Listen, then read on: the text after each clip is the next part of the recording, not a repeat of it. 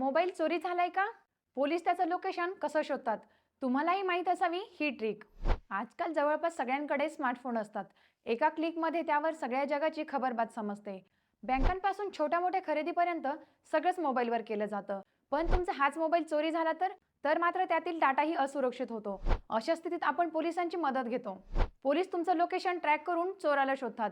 Police तुमच्या फोनचे location कसे ट्रॅक करतात हे आज आपण जाणून घेऊया. प्रत्येक स्मार्टफोनला एक युनिक आयडी असतो. त्याला IMEI नंबर म्हटलं जातं.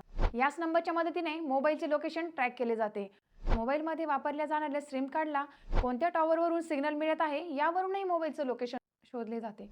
फोनमध्ये इनबिल्ट ग्लोबल पोझिशनिंग सिस्टीम म्हणजेच GPS असते. हे सिस्टीम सक्रिय असेल तर तुमच्या फोनचे लोकेशन शोधता येते. फोनमध्ये गुगल अकाउंट लॉग इन असेल तर गुगल अकाउंटच्या लोकेशन हिस्ट्रीवरूनही फोनचे लोकेशन शोधता येते.